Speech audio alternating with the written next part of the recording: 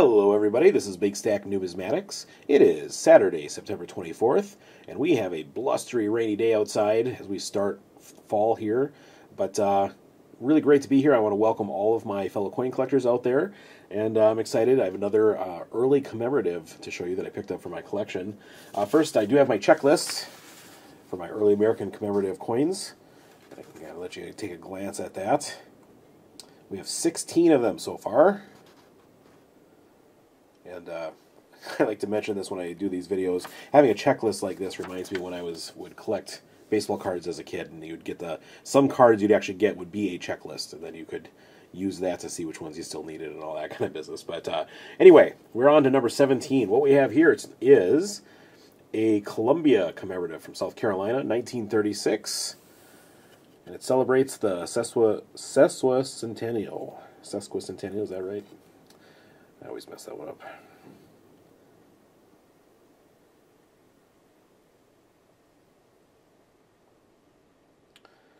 Here's the details.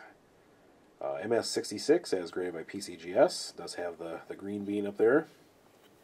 Let's take a look here. The obverse. Reverse, excuse me. Way less toned on this side. Some nice cartwheeling in there. All right, so about this particular coin here, 1936, it was a 150th anniversary of the founding of Columbia in South Carolina, and they wanted to celebrate with a commemorative coin.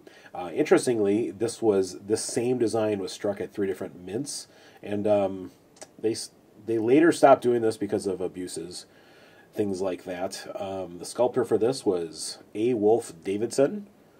And after a bunch of initial designs being rejected and everything like that, and other people saying it lacked, I don't know, the necessary artful precision, things like that, he basically got it eventually and got it approved. Here on the obverse, you see Justice holding a sword and scales, and to the left of the scales is the Capitol building of 1786. And on her right is the Capitol of 1936. So around the edge of the coin are the inscriptions Columbia, South Carolina, Sesquicentennial Celebration of the Capitol. And within the central area, there's more inscription of Liberty, and then the dates 1786 and 1936. Kind of nice. Back to the reverse here. All right, so on the reverse, what you see right in the center is a palmetto tree, which is a symbol of South Carolina. And interestingly, at the bottom there is a broken oak limb, and this symbolizes Fort Moultrie, which was built with palmetto wood. And Fort Moultrie was crucial in defeating King George's oak ships. So a little bit of symbolism there. And then we also have an arrangement of 13 stars around. And the inscriptions around the edge of the coin read United States of America, $50, and within the center area also E Pluribus Unum and In God We Trust. So, nice design, nice concept. Of these, 9,007 pieces were struck in Philadelphia, and that's where this coin is from. 8,009 from Denver, and 8,007 from San Francisco. Originally, they went on sale in 1936 for $2.15 per coin. And I thought this was interesting. They had a complete sellout. So rarely does that happen. It always seems like when they have these commemoratives, they mint a whole bunch and then they end up melting a whole bunch. But all of these were sold and distributed. So you can find these pretty easily in MS, up to MS66. 67 is where the prices start to skyrocket. But yeah, let's take a look real quick. We're going to go back to the search verification page here on PCGS.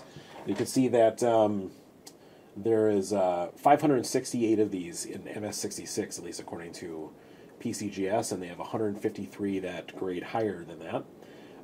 Current retail value for this coin is $360. When I hit the price there on the value guide and I go to the all, I can see that we have pricing information on this going all the way back to 1970. about $56, spiked to a high of $2,325 on June 1st of 1989. Just absolutely crazy. Then spiked back down 6 years later to $300 in September 1st, 1995.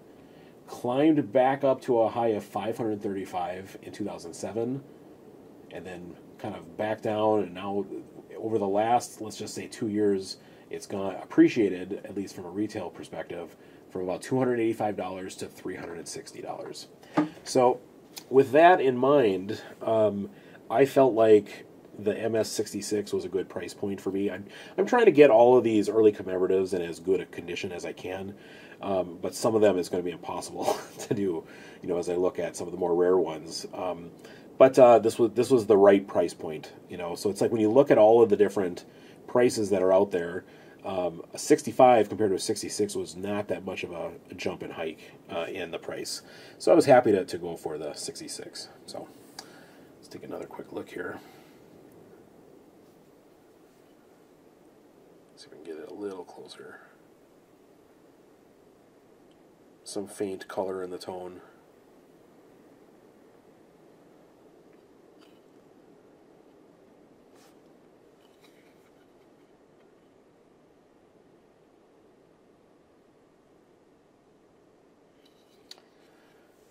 Okay, so I think next up, we're going to locate it here on the list. And, where are we?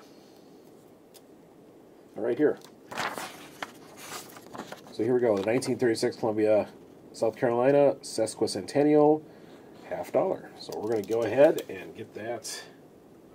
That's a nice X. There we go, that seems pretty good. So we're making pretty good headway on the ones that are the most recent, of course. Those are the easiest to find.